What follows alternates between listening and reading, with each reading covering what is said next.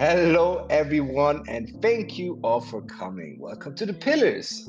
We are a community-led space aimed at supporting protocols and educating our investors through intelligent and meaningful conversation. Here we ask the tough questions you all want answered, but this time we are not talking about projects specifically. We have our first episode of our new series, Crypto After Dark. The series is aimed to be a more chill conversation. So everyone listening right now, depending on where you're at in the world, grab yourself a coffee or a beer or a glass of wine.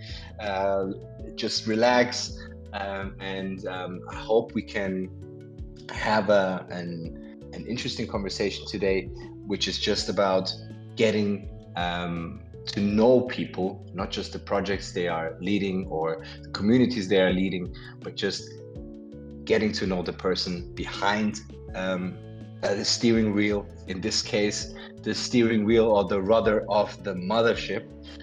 Today, our first guest is AJ Brockman. Welcome, AJ. It's always a pleasure to have you here at the Pillars, and it's an even bigger pleasure to have you as our first guest for our Crypto After Dark series. As you know, guys, you can ask questions as much as you want. This is whatever comes to your mind. This time, literally, whatever comes to your mind, you can ask away. And I'm gonna jump off the stage, and I'm gonna let these two gentlemen have a lovely conversation, and I hope everyone enjoys.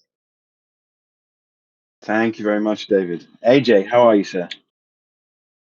Wonderful, Mad Hatter, and thank you, David, for the great intro. I'm very honored to be the first guest for the Crypto After Dark series, and yeah, I'm excited to even be, an audience member for future talks. Like you said, I think this is a unique podcast style where we can kind of take a peek behind the curtain, so to speak. So yeah, and yeah, Mad Hatter, great to be here. I know both of us have been fighting a hell of a cold. I actually had pneumonia. Yeah. I've been sick for about a month, but now I'm back to 100%. Yeah, how about you, Matt Hatter? You feeling better? I mean, I didn't have anything as bad as pneumonia, thankfully. I am feeling better. Yes, thank you. I don't know how you do it, AJ. It's very impressive. The fact that you were Thank- still responding to messages with pneumonia is a feat in itself. yeah, thanks, brother. No doubt. I get sick about once a year, once every other year, pretty bad. But now we're good to go for all of 2024 as the bull run kicks in. Man, we're primed and Yeah. ready. Yeah. I'm excited for it to kick in. Um, One of the questions I've always wanted to ask, but the setting hasn't really ever been right. Do you because just looking at the comments already in the community questions section, and people really appreciate you, they love hearing you speak, they love what you're doing, does that add a pressure to you that you can sometimes find maybe a bit hard to deal with, or is it kind of water off a duck's back? Yeah, brother, this is a great first question, and the short answer is hell yes. I mean, I consider myself one of the very few, genuine leaders in crypto. I know that that may sound a bit self-absorbed, but the sad reality is that a lot of project leads get started and they really are in it for themselves, or they let greed take over.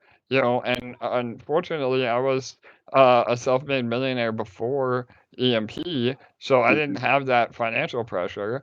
But yeah, I mean, obviously, I feel this sense of, and I hate to even use this word, but fiduciary responsibility of leading a community and always doing right by you. And I think that's how I've been able to kind of garner the respect that I have, along with LA and the rest of our team, is because there is no ulterior motives with us. I mean, what you see is what you get, and we work every single day to try to deliver for the community, and that's a big part of our not only our mantra, but why we started this in the first place. And Mhm. unfortunately, we don't get it right every time, and we've definitely had some bumps in the road. But every day we get up and try to make an impact, and so far it's been working extremely well. So yeah, but there is absolutely the added pressure of that, and I think it's also a bit of a good thing that our community holds us accountable. I mean, when we do make a wrong move, or even if we do, but Fusion is a great example with the quote unquote delays. Our Right. community lets us know every day that they're not happy about that, and so it helps us continue to move forward, and be better as well. Yeah, I mean, and I like that you guys, especially as a team and yourself individually, that you're happy to have that feedback, and it might not always be comfortable, of course, and there are times when I'm sure you throwing daggers at the screen as you're reading some of the comments, but it's always helpful to Sure. get that feedback from the community. Yeah, no doubt. I mean, we're all human, and again, I try to be as professional as I can be. There are those days where we've had enough, and that's just part of the game. But yeah, I agree 100%. As we've seen a transition in this space, in terms of community, in terms of community members, and someone's asked, what does crypto after dark mean? The way we envisage this is that it's just a raw, unfiltered conversation in which you're going to it's not necessarily prepared in the same way as a traditional AMA is. So we can go in any direction, really, although I do have a couple of things that I want to ask. And in light of that, and in the spirit of that, are there any behaviors from the community that you sometimes think, oh, I really wish they wouldn't do that, or I wish they would lean into this a bit more because it's going to help them in the long run, but find yourself not able to say it quite in the way you want to, because there is this pressure of being a lead that wants to lead responsibly, and therefore you have to be cautious about how you approach certain topics and people? Yeah, no, absolutely, and this is very, I mean, it's something that we deal with literally every day. And yeah, I mean, obviously, we would never purposely withhold information, or, when it comes to something catastrophic or that impacts the community. But you do have to have this sense of, political correctness that is very rare in crypto. I mean, we see a lot of other crypto projects, literally get on and call their communities dumb and idiots, and Right. stupid for selling and yada yada yada. But I mean, we definitely have to kind of balance that, and all along I think that we set the example through education, and we've talked about this a lot on our CEs with you over the many months, even years now, that we've known each other. And you know, if there is one particular thing that I could narrow it down to, I would say it's really a matter of short-sightedness. And I think the crypto mentality is this get rich quick. And Mm. because of that, when we see a token price go down, you know, everybody gets very emotional, and they don't understand that is just how markets work. That the token price cannot go up forever.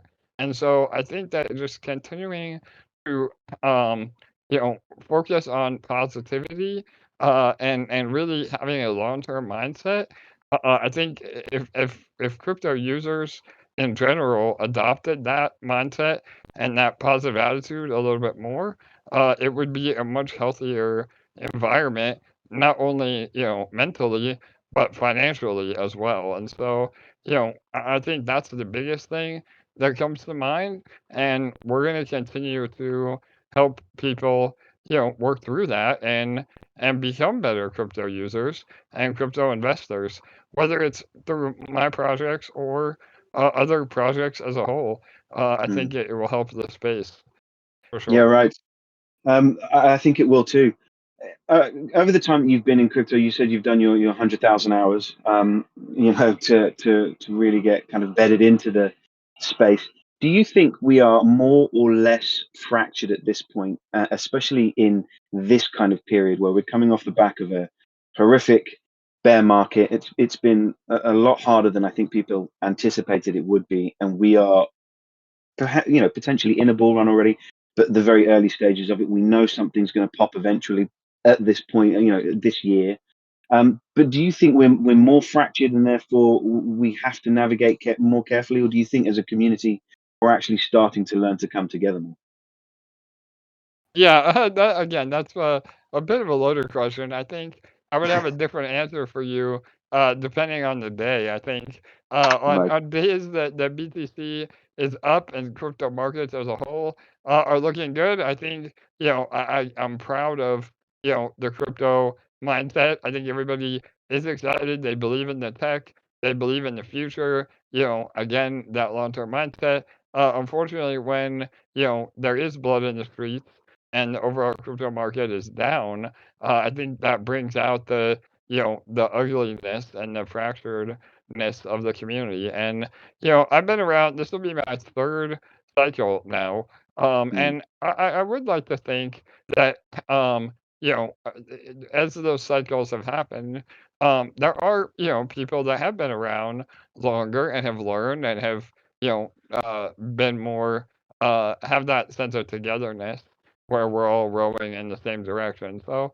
yeah, I mean, again, it might be the eternal optimist in me, but I do think that we are moving in the right direction. I mean, this last bear market was brutal, but I think everybody that entered, and has only been in crypto for a year or two, in the next 10 years, when they have the same experience that I have, and then there's OGs that have had 20 or 30 years in crypto. I mean, that's really where we see, I think, the mass adoption of crypto. And the ETF definitely helped with that. It was a bit of a buy the rumor, sell the news. But mm. overall, I think, we're talking trillions of money, of dollars that is coming into the crypto market over the next, again, 10, 20 years. So, yeah, I definitely think that we're moving in the right direction. Yeah, I like to hear that. I think so too. The reason I asked the question is because I was listening to in preparation for this conversation, I was listening to a talk that you gave, and you quoted Howard Schultz as summing up your journey, especially with what you've done with the craft beers, which is a whole nother conversation I'd love to have with you at some point because I love my craft beers and I'm very impressed by your beer list, especially that you do delirium tremens. But you quoted Howard Schultz and you said, when you are surrounded by people who share a passionate commitment around a common purpose, anything is possible. And certainly I can see that you are instilling that into the team when you're talking about fusion, when you're talking about SparkSwap, how you deal with your community. Um, how much do you hope we start to really pay attention to that quote? Because it's quite poignant for the space, in this space, and really lean into it. Because, like you said, once mass adoption comes, and we are now surrounded by people who share a passionate commitment for this space, I think it can really, really fly. Yeah, no doubt, Matt Hatter. Well, first of all, I would love to have a delirium with you in person one day, my friend. So we'll make that happen eventually. Yes, please. But yeah, but yeah, to your question, I mean, absolutely. I think that and even in my again previous life outside of crypto, I have this even on my business card and my Twitter bio. I'm passionate about community building and I learned this at a very young age. Again, Matt Hatter mentioned I have a very successful craft beer brewery and gallery here in South Florida.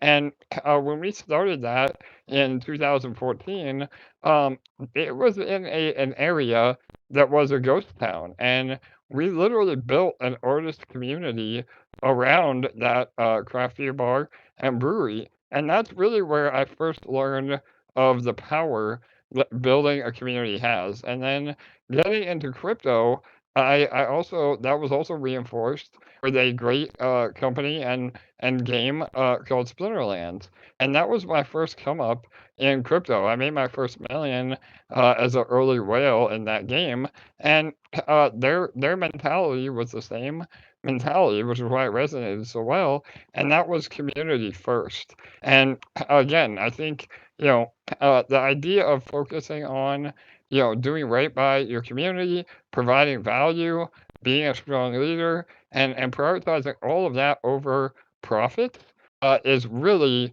the way to have long-term success. And Mm. I was fortunate enough, like you said, to really understand that early on in my career, and we apply that every single day to EMP and Spark and everything that we're building. And so yeah, and I think other projects that are not community first or community driven, they're gonna have a hard time, especially as things become more and more what I like to call social fi, where there is a very big social element to DeFi, and I think that will be the next wave that we see again as crypto continues to move forward.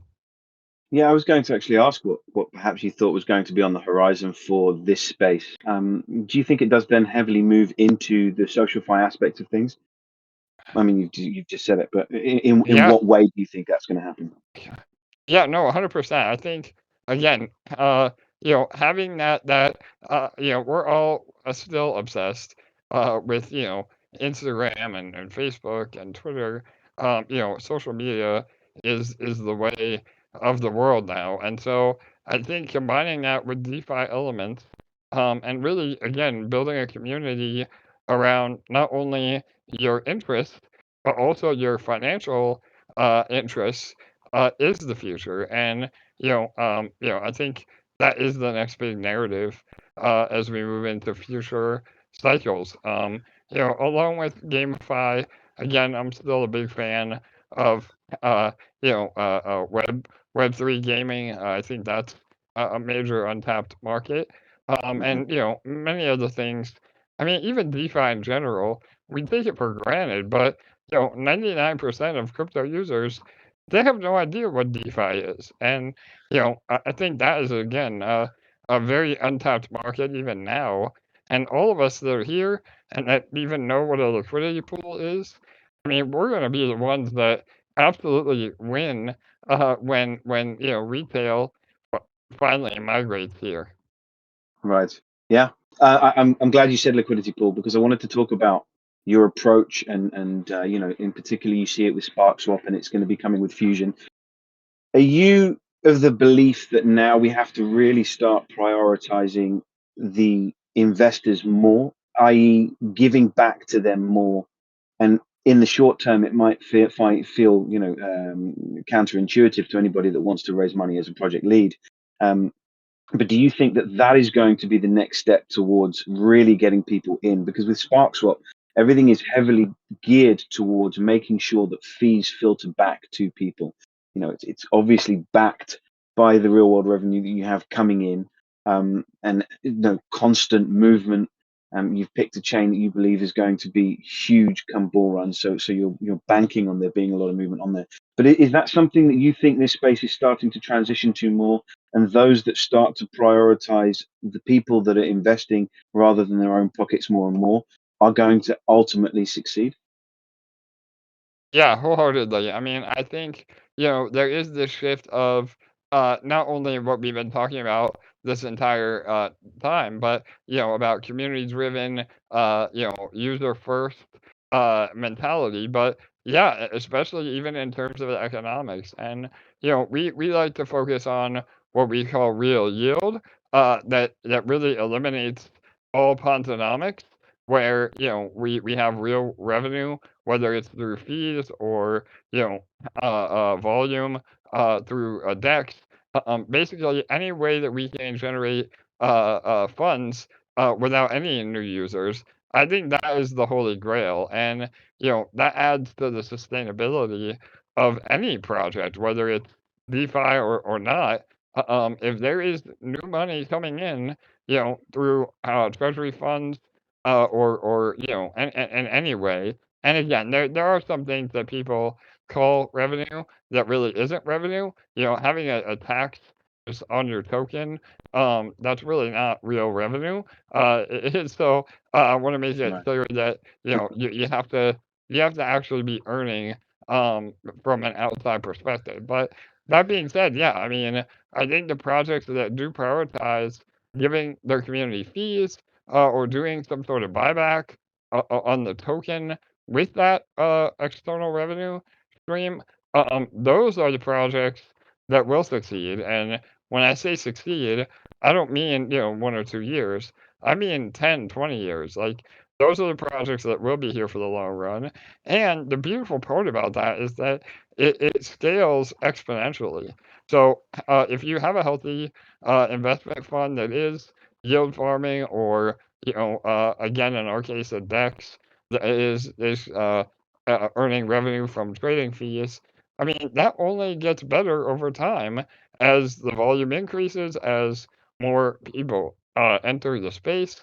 And so, again, not only is it a healthy economic model, but it's also future proof, assuming that crypto doesn't implode.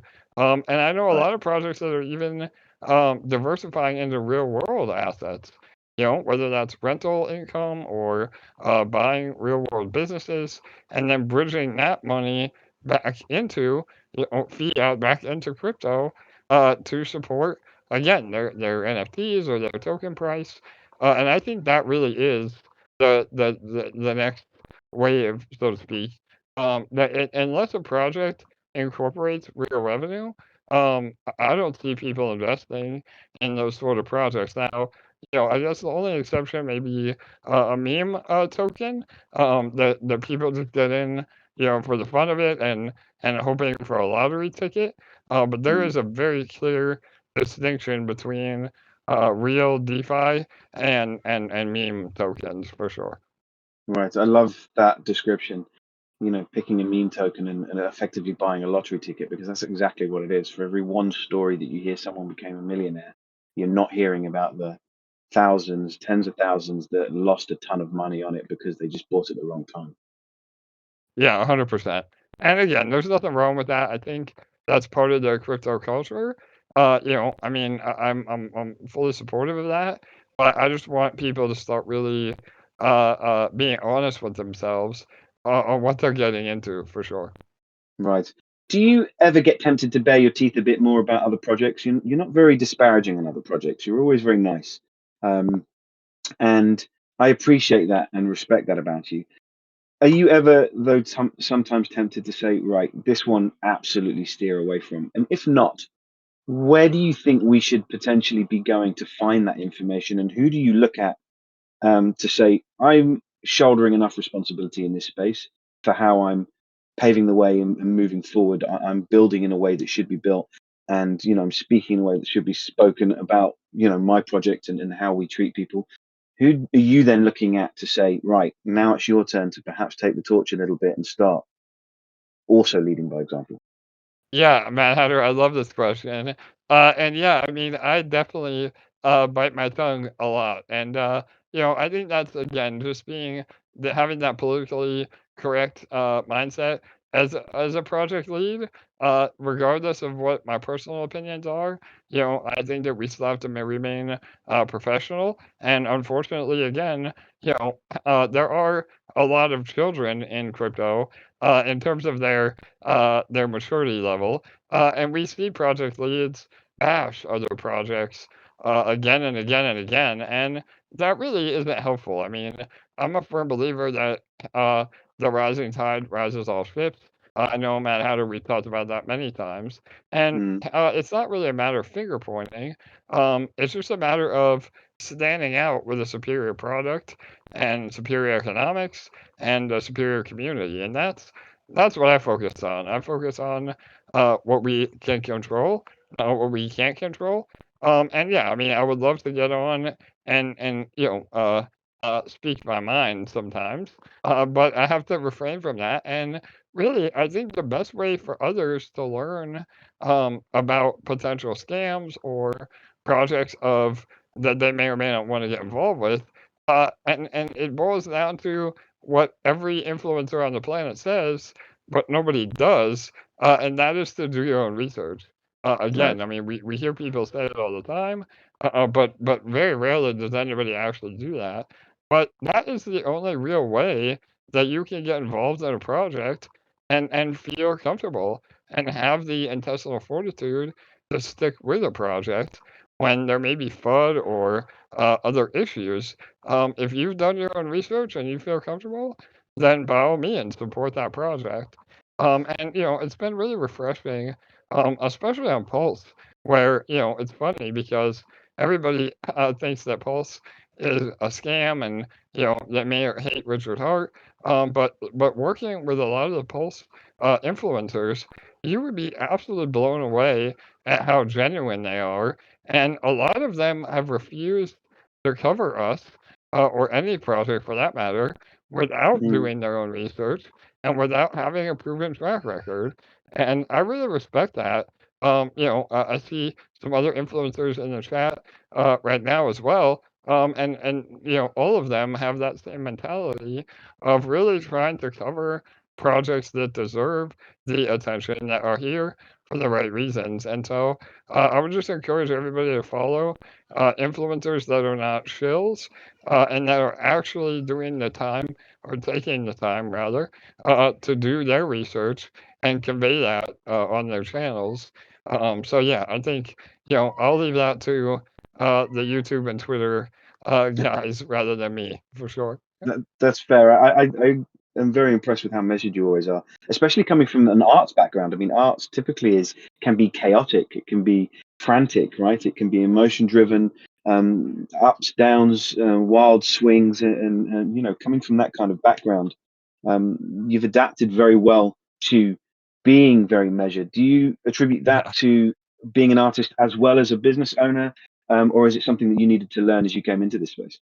Yeah, no doubt. So I know we joke all the time, LA and I, about trying to sell our internal meeting as podcast because what we say behind closed doors is definitely that's where we're able to vent and really Right. get it out, and then have a professional face to the public. But yeah, I mean, obviously, being an artist, I'm very passionate.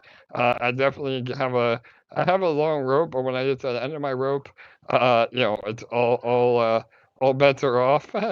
So, but I contribute it more to just having patience and just trying to again do right by the community because that also brings unnecessary FUD. I mean, if I start a fight, so to speak, or talk trash about other projects, then it's only inevitable that that project and their community, retaliates and here we are, as school children, on the playground, Mm. bashing each other. So yeah, that's really where my mindset is for sure.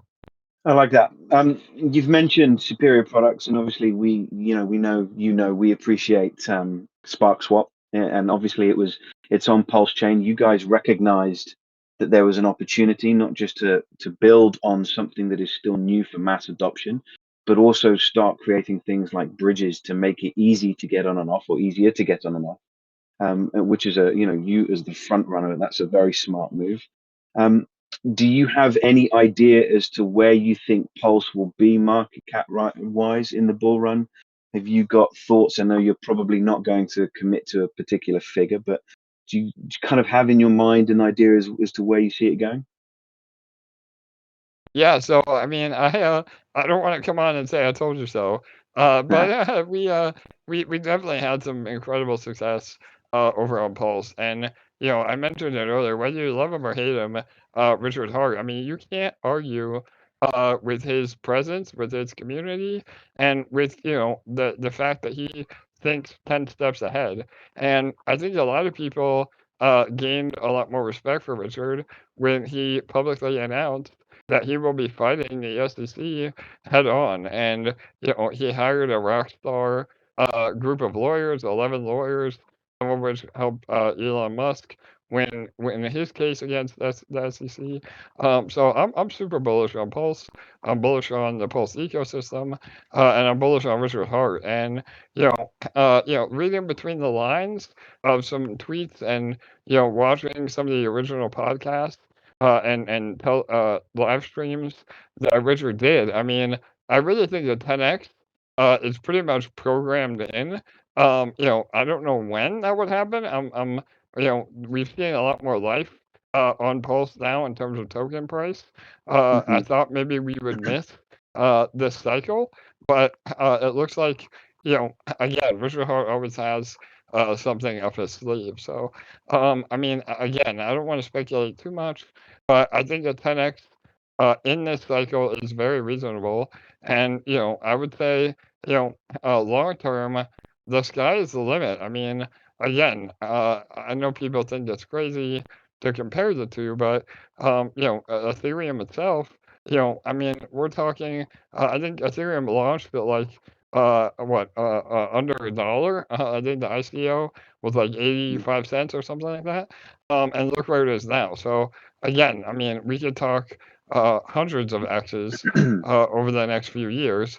What he did with Hex and the 10,000X, I don't know cards, but again, if you have a long-term mindset and people like us continue to build on Pulse, and the community really gets behind the projects and their tech and block times are steady. I mean, the sky is the limit for sure. Right. Yeah. Okay. So 10x at least, and the sky is the limit. And a lot of that is going to come down to marketing too, right? A lot of that is down to his ability to market himself first and foremost, and then push Pulse. And with his kind of marketing, have you taken some lessons away from that? Do you have things now that you've done? God knows, I'm sure you guys have a tally, and perhaps LA has a figure that she might be able to drop into the chat in terms of how many AMAs you guys have done. I'm sure you've done more than any other project lead.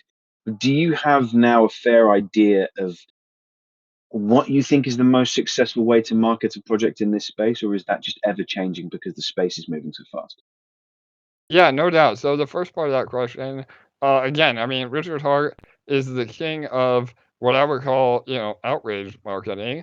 And it's funny to see him pivot a little bit. Again, if you follow Richard's, journey, he started as the Bitcoin geek that wanted to, debate everybody, and then he became this, outrageous, flaunting his Louis Vuitton bags, um, and really, this more shock and awe marketing. And now he's pivoted even again to a more reserved and professional project. Layer one, like a real business person should be.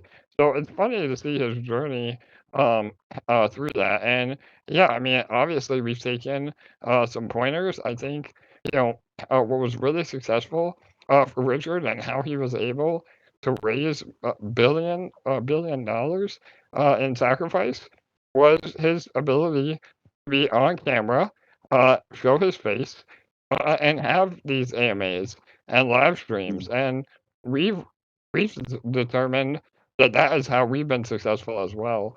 And being fully doxxed, getting on these AMAs, and really being genuine, that has been a great success for us.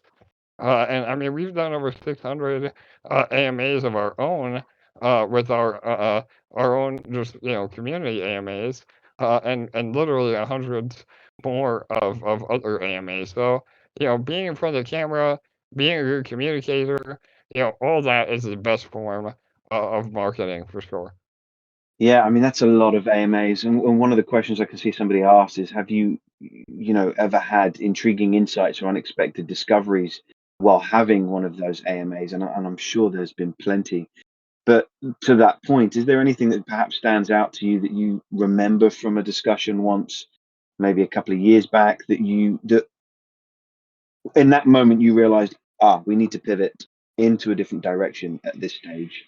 I'm not going to say it now, but it did have any AMAs kind of spark that train of thought and forced you in a different direction? Yeah, no doubt. So I don't know if there was ever a moment, in the middle of the stream, where I had that, but 100% afterwards. I mean, after AMA, every AMA that we do, we kind of regroup. We say, all right, how did that go? What can we do better? And a lot of the times, which again makes us very different than other projects, is we listen to the feedback from our community. And there's been many times on AMAs both public and our own, weekly updates, where people will, basically give a suggestion or, for lack of a better word, call us out on something that they're not happy with. And 9 times out of 10, that is a very fair criticism, and it actually leads to us making a change. So, yeah, I mean, I think it boils down to us actually listening to the AMAs and the feedback from the AMAs, and pivoting or implementing those changes that we may need to make. And, we've been fortunate to be on a ton of amazing AMAs with other people that are legends in the field, yourself included. And again, I mean, every time we talk about the protocol or go through, what we're doing, it definitely lets us kind of reimagine what we should be doing better as well. So, yeah, 100%.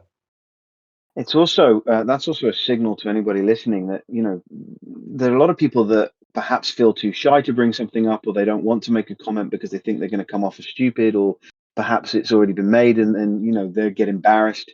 And there are one of the things that we like to say, there are no suggestion is a stupid suggestion. It might not be implemented, it might have already been said, it might not be a viable one, but people should always give their thoughts and comments in terms of where they might want to see improvement, because that is how we learn. And you guys are very good at recognizing if somebody has said something of value, and then if it fits in what we are doing, you absolutely will implement it, and ego goes completely to the side. Yeah, I could not agree more. Again, we've even some of our VIPs and people that have become part of the team. Again, LA is a great example of this. My lead marketing and right hand lady or left hand lady, she was a community member, and I remember her on some of the early AMAs. Asking questions and getting involved, and really having that passion to make EMP better, and that again, I mean, we love that. We absolutely love that. And, asking the same question over and over again, that's really not productive. But, anybody that has a genuine thought or concern, I can promise you that we listen to every single one of those. And like you said, Matt Hatter, we may not implement them, but a lot of the times we do. And that's what makes us stronger, not only as a community, but as a project. Right, yeah, absolutely. And just being a positive influence. For anybody that hasn't heard it, go ahead and listen to the 2 year, I think it was the 2 year anniversary you guys were celebrating, and LA gave a bit of a background story of her background and how she found EMP, and it was a bit of a transition for her in her life, and just decided she was going to kind of throw her all in terms of time and mental space into it, and be a positive influence by asking questions, by making sure she was constantly knocking at the door to see if there was anything that she could do. And like you say, you now not just speak highly of her, but she's your right hand woman, and kind of pretty much runs the show in terms of everything that needs to be organized, right? Yeah, 100%, brother. And yeah, that was our 2 year anniversary. We had a really killer Twitter space. So it's on our X profile. Yeah, definitely give that a listen for sure. Um, for every success, there is inevitably going to be a failure. What is something that perhaps you've attempted to do, maybe in this space, that you look back on and think, "Oh, I really wish I hadn't done that. That was a terrible idea. I thought it was great at the time, but no, it was a disaster." Did you have any of those moments? Yeah, so again, a very good question. I mean, the first and foremost is, projects that I invested in that I wish, I may not have, or, even partnerships. In the beginning, I think we were a bit naive, in terms of EMP partnerships. Obviously, we want to grow our community, and, we saw the value in bridging communities, but sometimes, those partnerships were not as beneficial for us as they were for other parties. And, that's okay. Again, I mean, it's not all about, it's not a one sided approach to partnerships, but there has to be give and take. And I think Mm, truly successful partnerships are a great balance of benefit to both parties. And so, again, I don't necessarily want to mention them by name, but there were a few partnerships, especially early on that we probably shouldn't have done. And really moving forward, we've learned from that, and we're getting very picky now of the partnerships that we do implement. And I know one of them is a partner on the pillars. I will mention by name, and that's the Montrose communities. So Right. we've been wanting to get involved with them for a long time. I really love their team.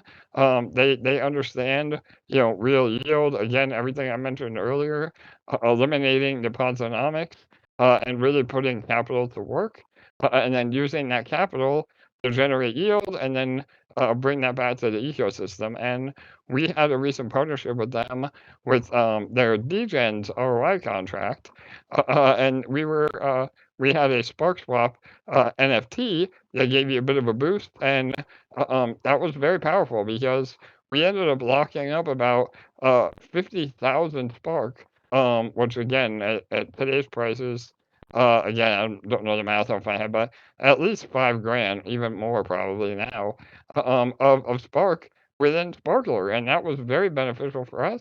And then anybody that bought that NFT had a boosted yield in the ROI contract. So, all of that is powerful, and those are the kind of partnerships moving forward that's a win-win for both parties that we want to really, foster and continue to look at doing. And now, we've developed such a community and such a reputation that we get offers every day of partnerships. So we Right. become very, very picky. Yeah, I can imagine that's another problem that you guys face at the moment is that you must be inundated with messages and approaches from people saying, look, as you just said, can we partner? Can we work with you? Should we do this? Should we do that? Have you had any partners that you had a bit of a breakup? It was a bit ugly, but have subsequently come back. And again, you'd have to mention them by name, but come back, recognized what you're doing, and said, look, we apologize. It was the wrong way for us to go. If there's ever a space for us to work with one another in the future, then let's go ahead and do that. Yeah, sorry, I was muted. So, yeah, I mean, I'm a very open-minded person, and if there was anybody that did, come back to us and admitted that, like you did say, Mad Hatter, I would welcome them with open arms. But unfortunately, really everything that any of the partnerships that went south or maybe was not beneficial for us, I think there's a lot of pride with crypto leads, Mhm. and they never want to admit that they're wrong. And so, as sad as it is, we really haven't had that. I think everybody that did burn a bridge, they're either no longer in the space at all, or too proud to, say, yeah, I messed up, and how do we fix it? So, yeah, and I think that just shows that there is a lot of maturing and growing that the community or that the crypto community as a whole still may need to go through, especially when it comes to team leads. But yeah, I mean, my door is always open. I can count on one hand, the people that I truly lost all respect for in crypto, and 9 times out of 10, they end up being complete scammers anyway. So yeah, I Right. mean, at this point, it's about focusing on what we have full control over in terms of protecting our community, and only getting involved in potential partnerships or other investment opportunities that we are 99% confident on for sure. Well, and all that comes down to is also just treating it like a business. That's just what somebody who's business minded and is taking it serious and taking their investors serious should be doing. And again, you're being very polite and saying that it's pride that they're unable to get past. I'll go ahead and say it's probably ego and arrogance. And I can think of a couple of partners that I'm sure you've had where that is very applicable. And it is a shame because some of these people are great speakers at times, and they're visionaries in their own right because they want to achieve great things and they have smart ideas, but for some reason that ego just starts to get in the way, and doesn't allow them to put certain things aside for the betterment of not just their own space but everybody's. Yeah, no, I agree 100%. And again, my door is always open. I think moving forward, I would love for people to learn from our mistakes, and even if it's not a partnership, I'm happy to just give advice and give feedback to any potential project lead. I think that is also really important. I know even a few of our own VIPs, they have gone on to start their own projects, and again, this is not me being self-absorbed, but a lot of them have said the reason they did that was because of me, and really, our leadership, again, LA and Jake included in that, really showing what it is to be, a standout team, and giving and uplifting them to realize their own goals as well. So that's really special when we get the DMs, saying thank you for what you do, and because of what you've done, I'm pursuing my own career in crypto. So yeah, I mean, it's really been full circle. It's great. And it's you should be screaming that from the rooftops, because that's that's a great thing to be able to do, to inspire people to go ahead and create projects, especially projects that are doing so with the mindset of, again, trying to do it the right way. But also from a selfish point of view, it gives you access to those projects, and if you see something that you particularly like, you'll work with them, I'm sure. So just making sure that you lift people up and you allow them to grow, it gives you an opportunity and your investors an opportunity to tap into that resource also. Yeah, 100%. And I mean, again, I wasn't going to show any of my own projects today, but two of those on Pulse.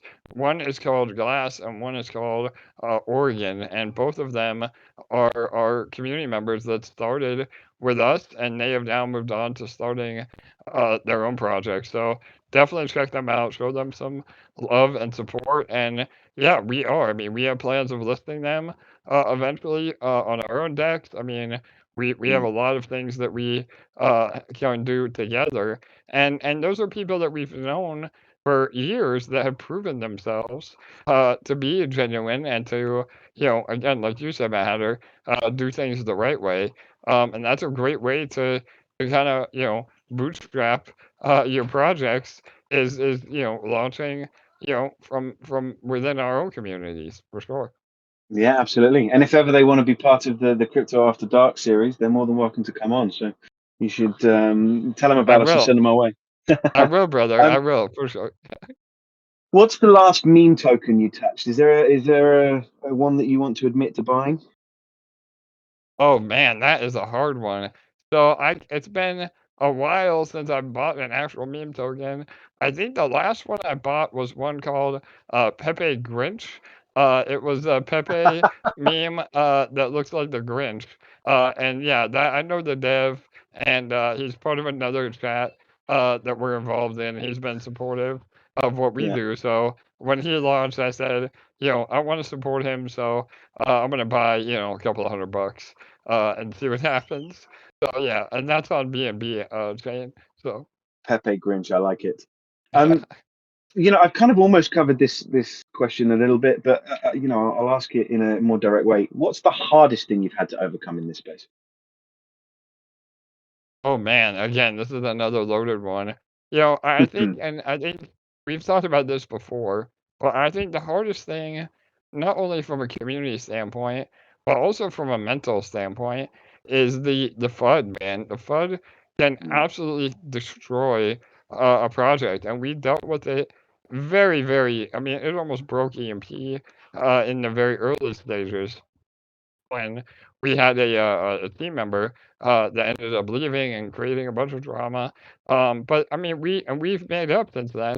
Again, funny enough, like you said, with other project leads that have burned bridges, this team member actually mended the bridge. And we absolutely made up after that, and that is even more reason why the original drama is so absurd. FUD can be an absolute killer. And a lot of times, FUD is either narrative driven, where the ulterior motives from whales that want to, buy the token at a lower price, or it's just completely made up and false for, because some people just want to be internet trolls. So, I'd say more often than not, the fear, uncertainty, and doubt is as 100% that. There's no truth behind it at all, and it's up to us as a good crypto user to not let that FUD determine what we do with our dollars. So, I guess Yeah. just moving forward, it's about trying to overcome that no matter what it looks like. Yeah, people also seem to forget that when they're, flooding, especially individuals or projects that are trying to do things right, they are attacking someone's work. It's the amount of hours that you've put in, not just like you said, into the project itself, but how many hours you put in before that, earning your stripes to allow you to even think about being in a position to run a project. And it can be incredibly hard. It's very difficult to navigate. There's a lot of hours that go into it, a lot of thankless hours. And more often than not, you're not earning an awful lot to begin with. So some people shelve that financial concern and put it to one side for the betterment of a project. And people sometimes forget that actually they're attacking something that has been created by a person.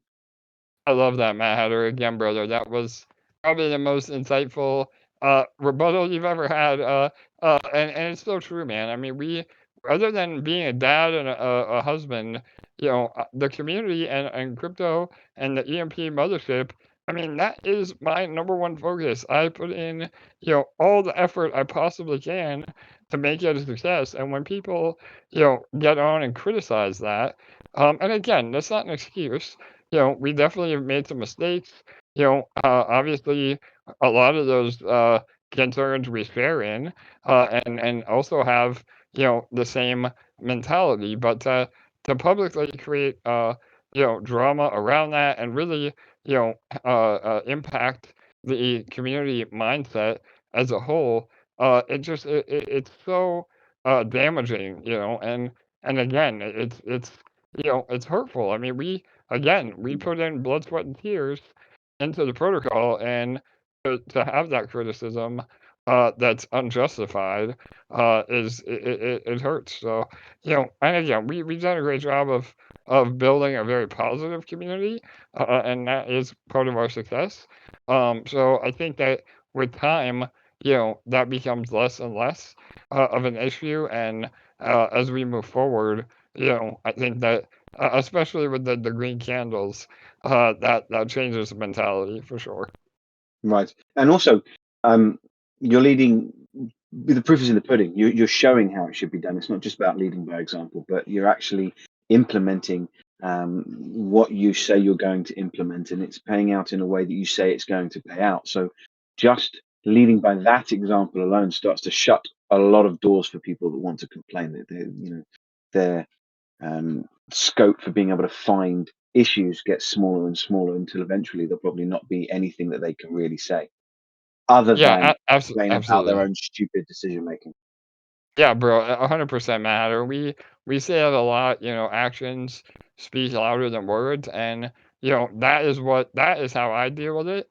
I know LA may have other ways of dealing with it on her side, but for me, when I do see the FUD or the haters, it drives me to just deliver, and the numbers don't lie. I mean, we can get on and do 600 AMAs, but if we don't follow through with what we say we're gonna do, then that doesn't matter. But over the 2 years of EMP and now a very healthy 6 months of Spark, I mean, literally everything that we have said we would do, we have done. And it may not be on the timeline that we had all hoped for, but it does eventually happen. And I think that's really important. And zero downtime, right? That's Yeah, still totally. that. Yeah, That's we've crazy. never had to exploit both protocols, EMP and SparkSwap, have never had to exploit. We've never been hacked. Zero downtime. I mean, with the nodes and network activity, we may be down. The bridge may be down for about an hour at a time, but the whole protocol has never had any outages. So yeah, we pride ourselves on that for sure. Yeah, that's great. AJ, I've had you for about an hour now, so I'll start to wind it down. There's a great question that came in, and I'm sure there's going to be a million different things that you're going to be able to say because you're building tons. But do you have any personal goals or objectives that you're currently working on that you're looking forward to achieving within the realm of crypto? Yeah, for sure. Sorry, I can't find the mute button today.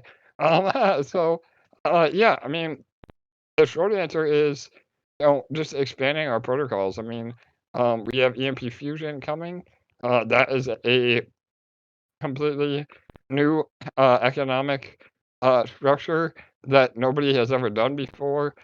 We built it from the ground up, and so I'm hoping that that is a bit of a legacy in the crypto world. And really, SparkSwap has gone beyond our wildest expectations already. I mean, we're on any given day, we're number two to number three in terms of volume of all the Pulsechain dexes.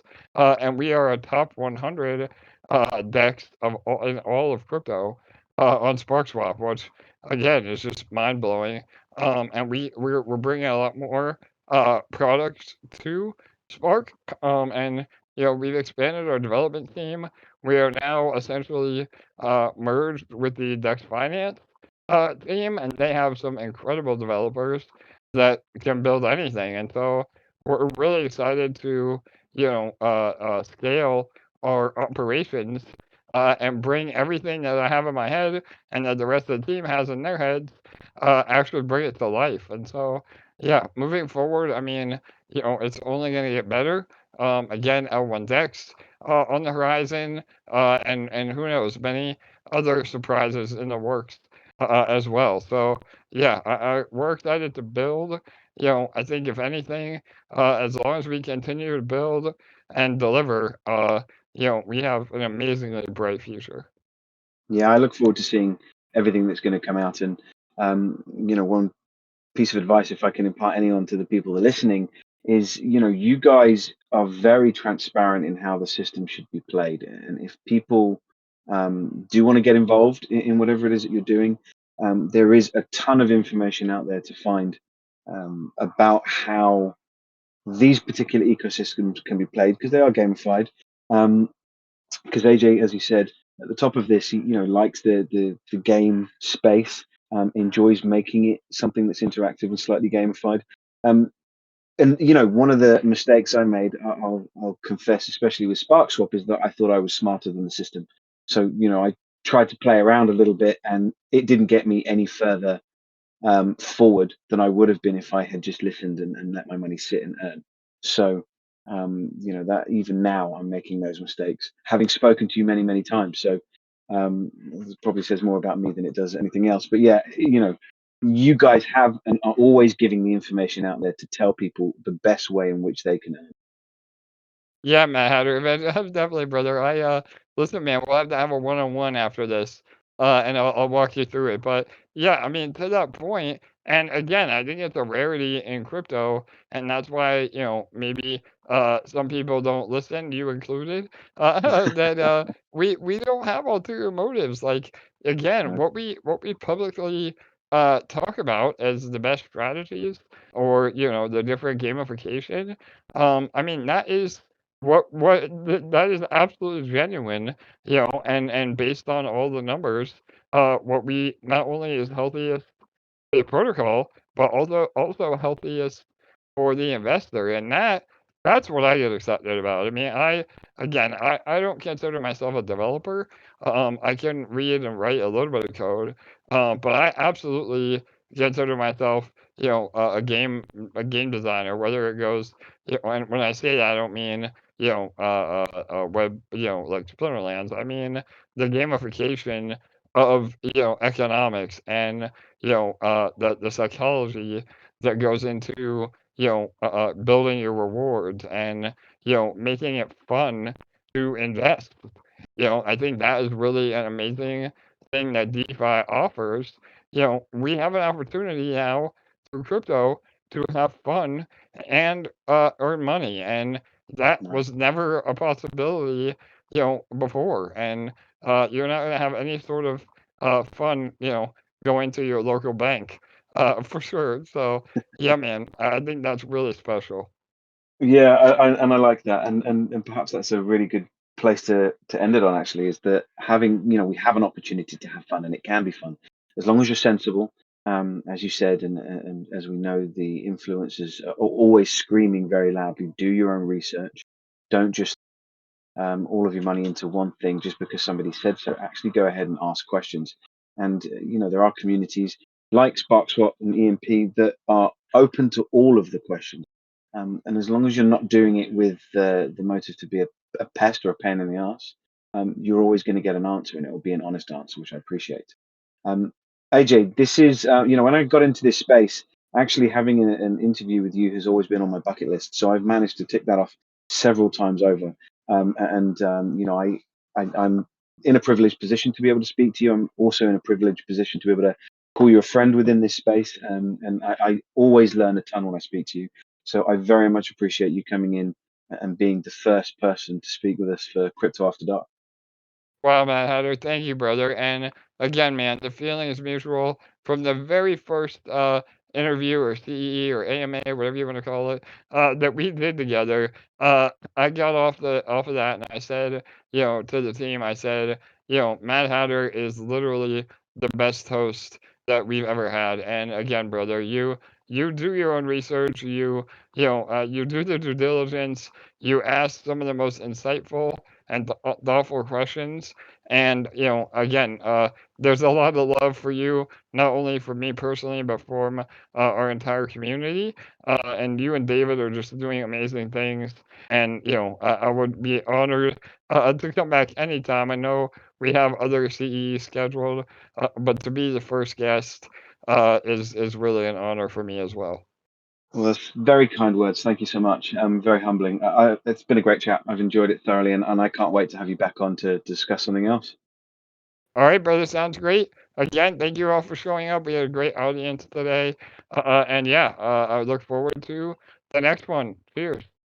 Yeah, thank you everybody for coming to listen, and don't forget there's a giveaway happening now, so go ahead and enter for that.